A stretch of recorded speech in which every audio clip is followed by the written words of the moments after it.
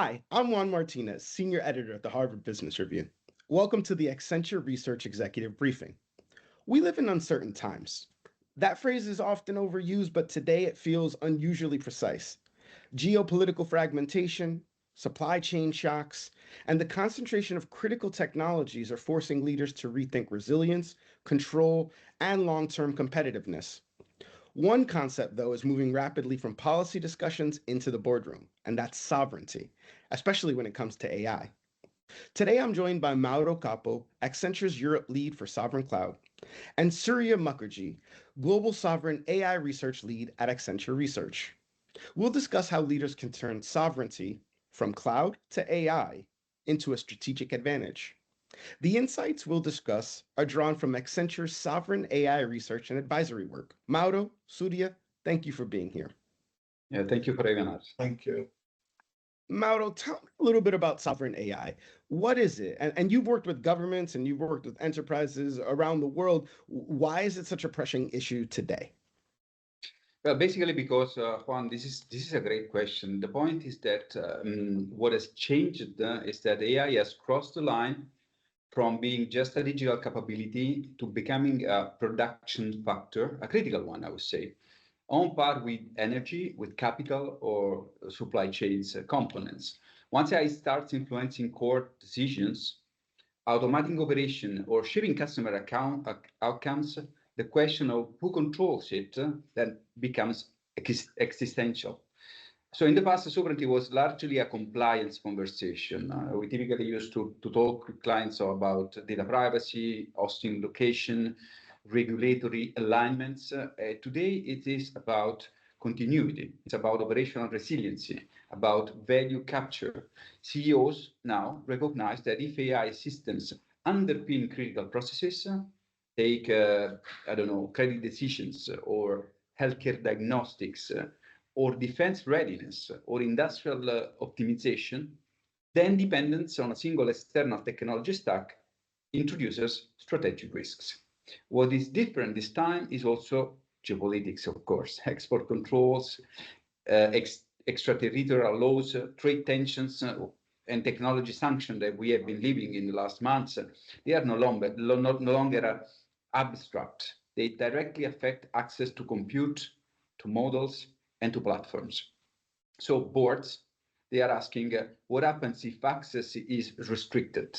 What happens if prices spike or services are withdrawn? And finally, AI is moving from experimentation to scale fast. Once embedded at scale, reversing architectural choices has become extremely costly. So that's why sovereign AI has moved from I will do that later to I need to do it now. It's about making the right foundational decision before lock-ins can happen. Well, Surya, tell me a little bit about the research that went into this idea. How long has Accenture been studying sovereignty? And is this a global concern now, or is this mostly a US thing where we're going into other regions and we need to be concerned about it? No, that's a great question. And, obviously, I work for Accenture, but we are one of the first companies to start talking about this and then operationalizing it. And Mauro can talk about all the details, all the sort of European centers which we have opened prior to most other companies in this space. But in terms of research, we've been working on sovereignty several years now. And about almost 2 years ago, Mauro and we released the first part of this report, which was Sovereign Cloud then, very deliberately Europe focused. And at that point, like Mauro was saying, the core concern was control, data control, regulation, dependencies, all sort of defensive things and very regulated sector. And that moment was seminal for Europe because it was an important moment which it addressed very real anxieties that leaders were feeling. And what's changed since then, because of which we have released this new report and done this sort of body of work around AI, is AI itself. So sovereign AI is not just like a new topic. It's not a rehashed old topic. What I want to say is it's not just cloud and AI on top. it is an evolution of the same research. The stakes are much higher. AI concentrates intelligence. It is not just infrastructure. So this research that we did, we surveyed nearly 2,000 leaders, business leaders across 28 countries and 18 industries. So it's no longer Europe at all. It is actually a global phenomena. What is really interesting for me as a researcher is that you see these patterns replicated all over the world. And what we have seen in Europe maybe 2 years ago, we are seeing many other countries around the world developing. But everybody has their own objectives and their own definition of what sovereignty would be, right? So from Saudi Arabia's Humane Initiative, which is kind of an engine of economic transformation, to India investing in kind of sovereign AI infrastructure, to China with its full stack AI sovereignty as a baseline assumption, and in Africa, our work with Cassava Technologies. All of them have different sort of requirements and blueprints, but the underlying logic is the same. Leaders everywhere, they're asking, how can I gain real agency over AI? And how can I support sort of the economic future of my country using AI? Right? And those are the questions that we are trying to answer. I would have to imagine that, Mauro, when you talk to leaders about this, they worry that it might cause them to slow down or it might halt innovation. Is that what's happening when companies are moving towards sovereignty? What are they seeing? I think that that kind of feeling was more present and relevant in the first wave of sovereignty, I would say like 2, 3 years ago. Now, in reality, I'm seeing the opposite. The most advanced organizations are not choosing between sovereignty and innovation. They are actually re-architecting to have both.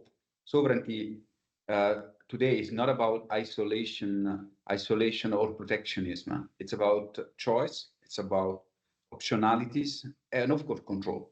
So we see globally a shift towards federated and modular AI and cloud architecture, because this gives more control to companies and to governments that want access to the best global innovation tools, ecosystem players, models, but within frameworks that can preserve their autonomy over critical assets. And we have seen that this often accelerates innovation and not to slow down innovation, because teams can experiment faster when governance, when data control and compliance are designed from the start rather than bolted on later. In Europe, in particular, sovereignty is becoming an enabler of adoption, not a break. You know that regulated industry did not have an option sometimes before sovereignty control were in place. So banking, government, healthcare, energy, public services, they are moving faster precisely because sovereign architecture allow them to deploy cloud and AI with confidence at scale and under regulatory scrutiny. You have seen all the providers or the vendors having increased the number of services and number of options they have on the market now. In the last, I would say, in the last 24 to 36 months, we have seen an explosion on new offering by players of this market, exactly to go towards the direction of serving regulated industries and clients in Europe better. So it definitely accelerates innovation, and the investment they have put on the ground is so massive that it's self-explicit, I would say. So the real risk is not that sovereignty slows innovation in reality. The risk is that ignoring the sovereignty slows adoption, because organizations become a bit more cautious, more fragmented, or more blocked by regulators later on. So much of this conversation reminds me of the early conversations about the cloud. And Surya, one of the things that I remember talking about 15 years ago was public, private, or hybrid. And when you talk about sovereign AI, does it all need to be sovereign? Is an all or nothing the way to go? Or is it a hybrid approach? Or what do you think? What do you recommend for all or nothing or hybrid? Yeah, no, that's a fantastic question, and actually, it's a bit of a pet peeve because almost every article that you see on popular media where they're talking about sovereignty, it means obviously many things to many people, right? But there's this tendency to classify it either as, oh, I have sovereignty or I don't have sovereignty. I mean, real life is never that simple, right? So sovereignty is not an absolute. And obviously with AI, you cannot operate in these areas where there is AI, there isn't AI, there is sovereign, there isn't sovereign. One of the clearest findings from our research is that sovereignty is kind of a continuum. So a data point from our research that we found, on an average, if you go across industries, and we did that, we asked 2,000 execs, how or what percentage of your workloads do you think need some kind of sovereign treatment, right? Whether that be securing, any of the 5 layers or all of them, right? And they said about a third. So only 33% of workloads today across sectors actually require genuine sovereign treatment. Even within that third, the level of control will vary significantly, right? So the point is, you can't be either sovereign or not. It's about every company waking up and realizing, well, actually, I need to understand where I need to be sovereign, which parts of my workloads need to be sovereign, and even inside sovereign, how sovereign do I need to be? I mean, obviously, if you're managing a defense installation, very high risk sort of proprietary information in there, there are different types of sovereign architectures that you need to adopt. Something not that sensitive obviously requires a much lower level of sovereign oversight. So there are many examples of this. I think in the future, we will see the seamless hybrid architecture, like Mauro talked about, modular. So the future of AI infrastructure will be like a continuum of choices. So this is the word that I think we like a lot, and this is how we advise our clients. For them to have this ability to fluidly combine that global scale that is given by hyperscalers with local oversight, whether that be from a local player or with sort of specific regions or governance. So create a fit for purpose solution that fits their needs, right? So I think that's why it's also a pet peeve, but it's also a great moment, I think, to spend with enterprises and demonstrate sort of the findings from our research and show that every enterprise actually can start on the journey. It doesn't need to be either I caught the boat or I didn't catch the boat. I have to admit, when I started reading the report, sovereignty to me sounds like compliance, risk, and control. But you all make the case later that there's more to it than that, that it's not just a practice of safety, it's about more than that. Surya, can you talk to me a little bit about the argument that you make later on in the piece about how it's about more than just compliance? Yeah, and I think this is becoming the number one argument rather than it being compliant. The compliance obviously weighs heavily on everyone's mind. And also, Mauro touched upon sort of a fragile geopolitical environment that we encounter at this point. That's only going to get more complex, right? I mean, the world isn't getting any simpler. So that part stands. But when you think about the opportunity and you think about kind of 70-80% of the world's infrastructure and all that revenue, sort of cloud infrastructure flowing to a very small proportion of players, right? So there is so much opportunity in every country kind of to capitalize on some of that market. But one of the things that I believe very strongly, so depending on which research house you speak to, for example, Oppenheimer Equity Research puts the market sort of for sovereign AI solutions in trillions, right? And out of which 120 billion is attributable to Europe in the short term. I think the opportunity is much higher. Every single country tomorrow will have at least a certain proportion of its workloads, especially as it relates to public sector, that requires someone to provide that service.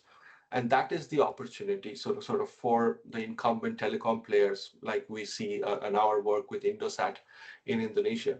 But also, I think more importantly, it is catering to a basic human right. So before GDPR in Europe, we did not have the right to be forgotten. That is an inalienable right. And with sovereignty, I believe that we will get more of these rights and protections as citizens. And that is both beneficial to the society as well as kind of creates opportunities for companies to deliver those services. Yeah, so you mentioned opportunities, you mentioned roles. So tell me about the growth prospects. Tell me about new opportunities for business. How is this opening up new worlds for revenue, new worlds for opportunity for workers? What are you thinking, Surya? And I do want to defer to Mauro a little bit about this because I think he has a great perspective on this. But from my perspective, so first of all, I think the first line of opportunity is for companies to demonstrate that they can think ahead of regulation. They can think proactively. They can almost position themselves as sovereign, as kind of participants in the local ecosystem, promoting and kind of helping the local economy grow. And once they start doing that, there's opportunity. The first, I think, opportunity is for incumbents to come in and provide sovereign services. So this could be sort of telcos, large telcos. And behind them, I think there is a large segment of demand that's coming from more regulated sectors that I think these companies can serve. But over the longer term, what we want to see and what we have started seeing, so the Open Bind Consortium in the UK, that's one of the examples that I keep bringing up. Um, Before sovereign, sort of if this was to be done in an environment where there was no sovereign, um, companies don't share critical sort of data, especially in the fields of, let's say, pharma. So this Open Bind Consortium is funded by the UK government and has about 20 million pounds of funding. And they are building a data set that is 20 times bigger with sort of pharma data from across multiple companies. And why is everyone sharing? Because they know that there is this added layer of protection, this added layer of sovereignty. This data will be protected in a way that is not possible with a vanilla sort of cloud offering. So I think that opens up a vista of opportunities of sort of, once we analyze this data, there's new things that we can discover, right? And once those things start happening, it creates an ecosystem around that sort of geographic area. More talent comes in to look at the data, more services are created. So that's the long-term hope, I think, for opportunity. But let me go to Mauro here. No, but I will chime in and basically reinforce what you have been already telling. We think we tend to frame it, this conversation about growth, in a simple way. There is a lot of hidden value in the data, so we need to capture that. If you just look to Europe industrial fabric is made of supply chains, and those supply chains are typically logistically integrated, but digitally not completely integrated. They tend, as Surya was mentioning, they tend not to share critical data, industrial data, because they own, they know that there is their intellectual property, their value, their competitive advantage in those data. But the point is that there is hidden value in integrating those data and trying to extract insight and business outcomes at the end from those aggregated data.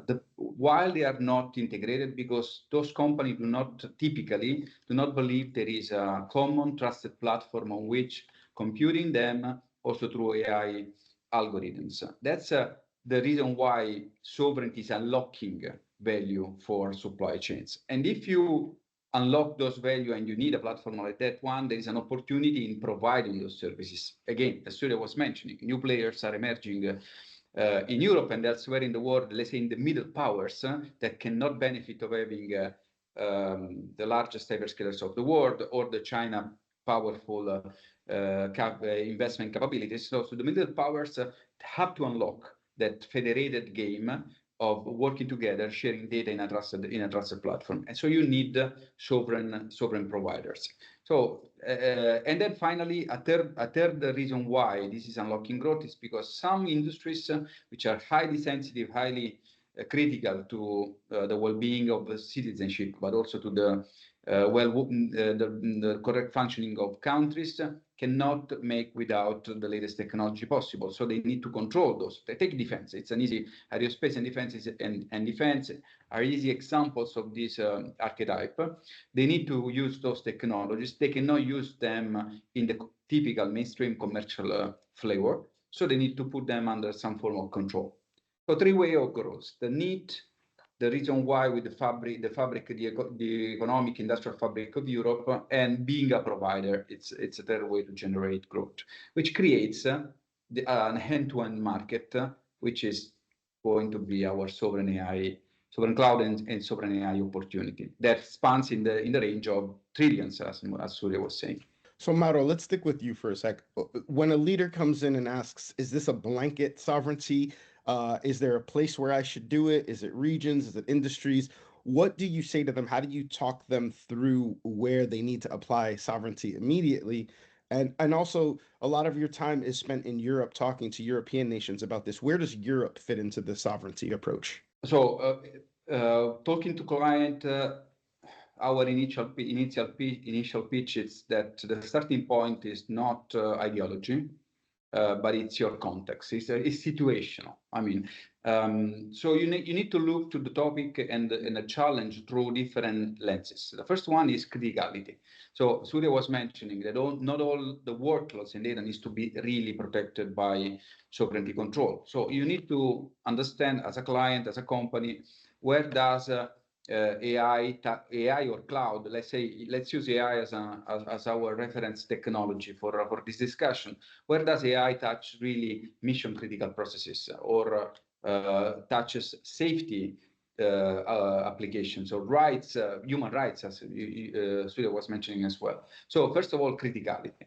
Second, you need to assess your regulatory exposure because we live in a regulated environment. So which workloads are subject to vertical, industrial, or sectoral regulations or national standards or rules. Third, I would say is a topic of technology reversibility. You do not want to be captured in a lock-in without the possibility to move from a specific technology stack or a vendor. So how easy would it be to exit or to reconfigure if external ones, condition changes? From there, sovereignty tends to matter most higher up in the stack. So data, models, governance, and orchestration.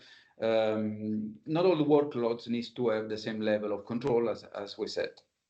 So as for Europe, I would say that the strategic role is evolving because we have Europe now has an agenda on sovereignty, an agenda on sovereign AI. There is an AI continent action plan that is covering a lot of initiatives that will actually embody the pragmatical initiative and projects that Europe wants to land in the continent, like for example, the AI Gigafactory initiative that is funneling quite a sizable material amount of public and private funding in order to have computing nodes in Europe that can serve the sovereign AI model training and inference. Europe, anyway, is unlikely to replicate the American model of having big hyperscalers because we are late in the game and allocate the level of investment is probably too difficult and too late. But we are positioning as leaders in trusted AI, so working on data, which rightfully are owned by us, and above all, we can control. So that's a battle that we can actually fight and win. So having high quality data, having regulated deployment of applications that compute those data, explainable model, and then specifically sectoral specific applications, because remember that the value of AI is not in the model per se, but it's in the application that use the model to transform and reinvent the way companies and government agencies do stuff. So we think that creating the critical mass, investing around federated infrastructure, around AI factories really reflects this kind of approach of creating critical mass, protecting the demand in order to have a scale factor.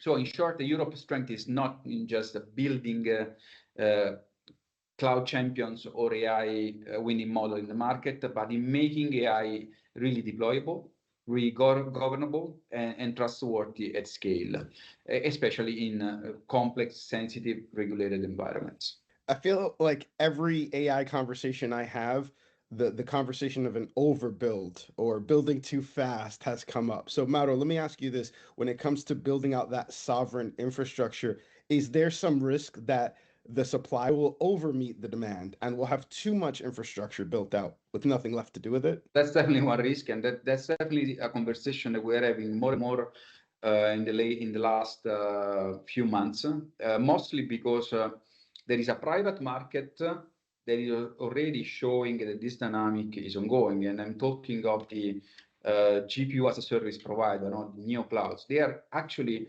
telling us a story that will be the near future of AI, sovereign AI, public-private providers in the different countries. It's one of the biggest risks that we see in this moment. Building sovereign infrastructure, so actually investing in the data center, in computer components, in network is definitely necessary. Everybody tells a story that this kind of infrastructuralization looks like the fiber optics cables back in the 90s when internet was expanding. But in reality, it's not exactly the same story, because the cloud investment was meant to have a return in 5 years, in 6 years. So when you land that kind of infrastructure, you can wait for quite a reasonable amount of time before those investments get depreciated. In the AI world, where models comes out and they die in the span of 6 months, when the power you are required to put on the ground in order to operate the latest models is so it duplicates every 6 months, and AI technology basically depreciate in 18 months, no more than that. This is not sustainable anymore. It's a risk. So AI value, and that's a very important topic for us, is not created just by GPU from one side, or having the latest and best model from the other side. It's really, the value is created when AI is embedded in your industrial workflows, in your decision loops, in your operational systems. Without applications, without use case and sector-specific solutions, utilization is gonna stay low, and ROI remains uncertain. And this is particularly true in sovereign context, where you cannot benefit from having the possibility to use global platforms that automatically drive demands. In this moment, the mainstream use of AI technology typically comes from commercial incumbent application platforms. In the sovereign context, this is not possible, of course. So demand needs to be engineered through industry solutions, through pre-configured use case, and through ecosystems that really translate tokens, so compute capability, into business outcomes. So the winners basically will be those who connect infrastructure with real business problems, not actually those who stop at building the capacity. Sovereign AI must be, and that's our opinion, of course, and formed on what we are seeing on the market. Sovereign AI must be demand-led, or it will be basically will remain a political ambition rather than an economic engine. And Surya, will demand lead some of the model creators to bring sovereignty into their models? Because right now it seems like the models and sovereignty are not jiving together. There's a blind spot there. Why is that happening, Surya? That's really interesting, and this was kind of one of the most striking findings for me from the research. Models are actually extremely complicated. This is, something that that kind of escapes us because we are exposed to these models. I think that's kind of the interface. That's becoming the user interface for many of us consumers, right? But the complexity behind a large language model is so immense that it is one of the most difficult things to extend sovereignty to, and also it's relatively new, right? So today only a small number of companies and countries are capable of building a large language model, handful probably, right? So models are kind of out of reach for us, so we feel we can't influence them.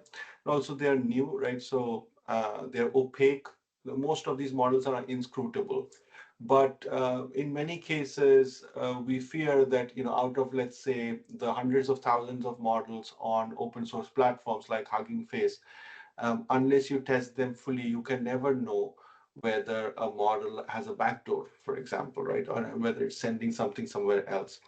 So I think it's critical to extend this to models, to extend the sovereignty sort of argument to models. It's also super difficult because it is a very complex piece of kit, and it's not something that typically countries tend to be good at. I mean, we are good at saying, hey, you need to locate all the infrastructure inside my national boundaries. That's easy, right? It's easy to measure, at least, if not in practice. Then you can say, well, actually, all the data that you touch and is of my citizens needs to remain inside these national boundaries. With AI models, that thing kind of changes, because what if the model was located in your country when you used it, but the learnings then went somewhere else, right? So I think it will happen, because the risk on the other side is if you stop at infrastructure, you think, oh, well, I have the infrastructure in my country, I have the data in my country. Um, I don't much care about where the models come from. A regulation might come and hit you, especially if you're dealing with that 33% workload, or industries which have high requirements like public sector, or let's say financial services, banking. But also, you might think, or you might have a false positive. Basically, you think that you are protected, but at the same time, your model is actually not protected. It's not making you sovereign, although everything else in your stack is. So I think this gap will narrow over time, but leaders need to start addressing it now. So which means having options, not just relying on the large kind of models where there is no sovereignty component, but finding smaller sort of industry-led models which might have sovereign elements in them. Yeah, Mauro, that's a great point. You don't want to rely too heavily on the vendors. You want to sort of make sure that if regulation comes, you've talked to at least as many vendors as possible to get a better understanding of what's happening out there. Are companies becoming too dependent on a single AI or a single stack? And what should they do if they think they are becoming too dependent on one? That's a risk that we see. We see one of the claims that we get from clients is that they think that their AI system are too opaque, as Surya was mentioning. They cannot explain how model are trained, are governed, or updated. They rush into experimentation and sometimes into first use cases, and then realize that before moving into scale, moving into those models into real production with sensitive data, they need to actually ask the question, no? How much we can have visibility, observability, and control of those models. Sometimes they come to us with feeling that they lack of exit options. Now, this was also coming from the cloud times when switching between cloud providers was a challenge, still is. In this complex world where sovereignty now spans all over the technology stack, switching would require completely rebuilding applications or data pipelines, because they actually are interconnected to different level. Another claim that shows, another signal that shows that they are too much dependent on a single technology stack is when cost structure or also the performance roadmap are completely dictated by a few vendors or one vendor. So with and the negotiation power that they have when they want to negotiate commercial condition is jeopardized by this dependency. So it's not, as you can see, it's not anymore, and it's not typically now. The conversation is not about regulations; it's about real business constraints, and leaders should invest. And this is our advice to them in architectural decoupling, portability, abstraction layers, data-centric design. So you take the stack and you start slicing it in slices, intercepting the vulnerability points, the control points, in order to introduce governance, transparency, that gives you back ownership, and I would say also auditability if you are subject to specific audit rights by an authority, for example. And it's all about strategic freedom. That is exactly another way to look to competitiveness. Without strategic freedom, you cannot really compete with all your capability on the global market, because you will be dependent by someone else that can be or cannot be your best friend. Surya, I would imagine that over reliance on a single model or a single stack would put you far behind the competition that has already diversified. Are there other things that are putting companies behind the competition when it comes to sovereign AI?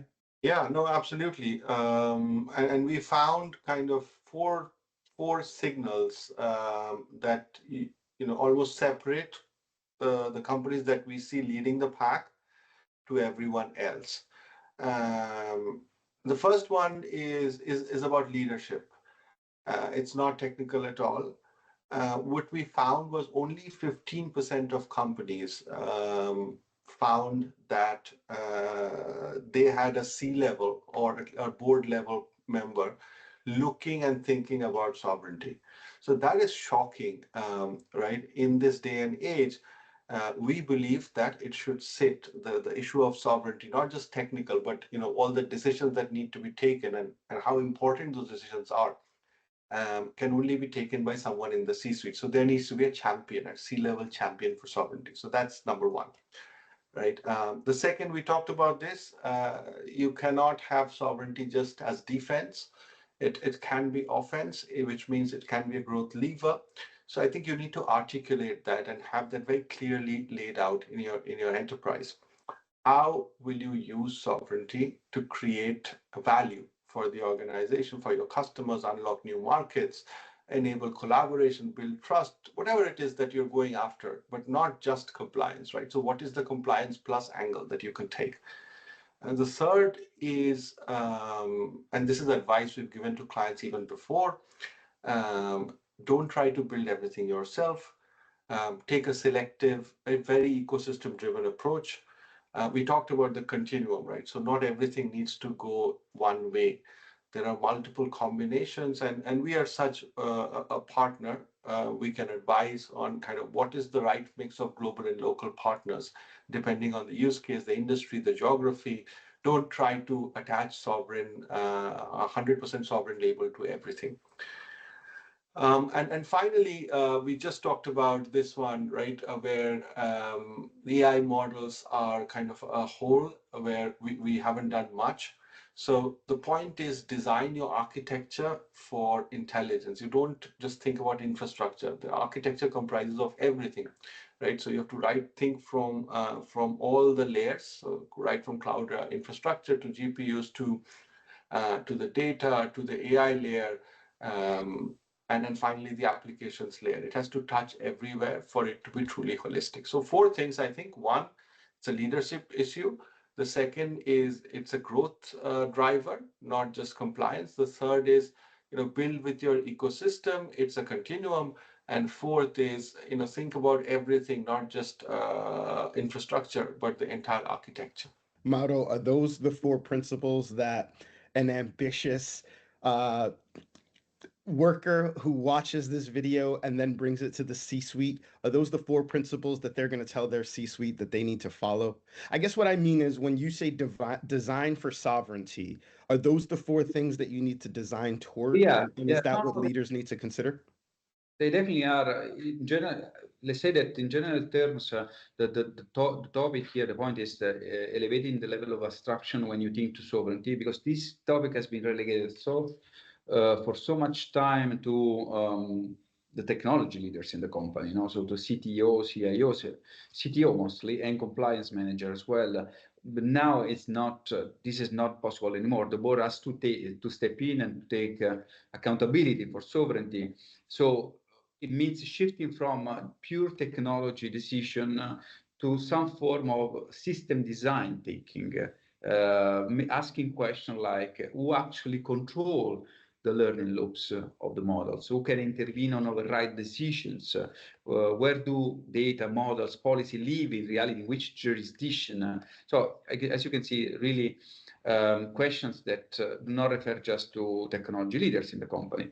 Then technology needs to support in taking architectural decisions like placement aware AI solutions. So the ability to decide where actually you want to put your data, you want to process them, where models actually run, how you enforce decision based on risk, on regulation and context, enabling then compliance, security, and then building all this value into the AI life cycle. But this is coming after having taken decision at system level. And this is increasing, this level of abstraction really needs to increase as the AI systems becomes more interconnected, more autonomous, because sovereignty becomes a bit more blurred. No, I mean the borders becomes less easy to understand, and to increase the governance, observability, and the accountability by design becomes a challenging task. This is why board has to step in. It cannot be relied just to compliance manager. All right, Surya, let me ask you to put your prognosticator cap on. In the next 2 to 5 years, what's the most important thing that the C-suite is going to have to think about when it comes to sovereign? 2 years, and Mauro and I were just talking. 2 months in this space feels like 2 years. So I can only imagine what 2 years feels like. But okay, my best guess is, and I think Mauro should follow, and I'll be brief here. So I think the one thing that strikes me is 61% of our respondents said that they are more likely to consider sovereign solutions given how geopolitics was shaping up. I see a period of extraordinary upheaval for the next 2 to 4 years in terms of global geopolitics, but also that means a period of exponential growth for sovereign AI. It is a time, I think the time for sovereign AI has come. So we will see a period of growth that is unprecedented. It will be good for people, and that's kind of, so that's my first thought, that it will be a great market. It will be a booming market. It will be a booming market because geopolitics will become more complicated and kind of disjointed. Right. So that's the first one. And the second one, I really love the idea of citizens of this world, around the world, having access to more rights, not less. So I see strongly that in the next 3 to 5 years, citizens, companies across the world in multiple countries will easily ask for this sovereign layer. They will say, well, actually, in order for me to share my IP, my data, even consumers with you, with any other company, I need to be assured that you have a workable sovereign model in place. And that's how companies will differentiate themselves. So those are my two big predictions. Mauro, same question for you. Next 2 to 5 years, what's the big change? I don't have the crystal ball, actually. Let's start from the evidence that sovereign AI in a fast emerging market, which is the general AI. So as we see the evolution of AI, for clients that really needs to increase the level of controls that they need to apply to the value that is extracted from their own data, this is going to grow at the same pace that the AI market is growing. So our projections are really important. No? I mean, this is gonna grow. It's gonna have an exponential growth. What I think is going to happen is that having Surya talked about the need of protecting rights and the ethic part of the story, I think from the economic standpoint, it's really a question on how fast AI value creators will emerge. Which I think is a distinctive role that companies like Accenture can take, for example, by building applications that are rooted into industry dynamics and can really generate value by embedding AI into industrial processes. I'm totally convinced that AI per se, if we relegate that to the general purpose of increasing productivity, will be depowered. When AI will be really transforming our society is when we will be able to embed that in engineering processes. And if you take extremely regulated industries, so very sensitive data owners, this is about increasing the level of sovereignty they have on the full process. So at the end, sovereignty will be mainstream. It will be a design principle, exactly like cybersecurity is today, I think. But it's not just security, it's about security, data control, location, because at the end it's a political and economic discussion that every country, every government, and then every company that has a critical role in the country needs to have. This has been fascinating. I'm really excited about this topic, and I'm glad that we had this discussion. Surya, is there anything that we haven't talked about that you think is critical to this conversation? No, I think we went through a good sort of list of questions which touched upon many areas, and I think it's quite timely. This comes on the heels of the World Economic Forum in Davos, where a lot of sort of world leaders discussed many of similar issues. So yeah, I think we are very thankful to have this opportunity to talk to you today. How about you, Mauro? Final thoughts. I think that me personally, and I think also Surya could easily talk about the topic for 5-6 hours continuously. So it's a very fascinating topic because it starts from very high-level dynamics, geopolitical evolution, the hybrid wars, trade tensions, European Union, in the case of Europe, European Union policies. So it starts from extremely from the stratosphere, but it lands on real pragmatic technology decision. So when you are able to connect the dots from the stratosphere to the bits, it's exciting. And this is a field that we are enjoying a lot. The clients really want to explore, and we feel that really riding the right wave because we know that by connecting those dots, we can have clients move ahead, use the best technology possible in the world, but still have control of daily operations. So it's very exciting. Mauro, Surya, thank you so much. This has been another version of the Accenture Research Executive Briefing on Sovereign AI. I'm Juan Martinez. Have a great day.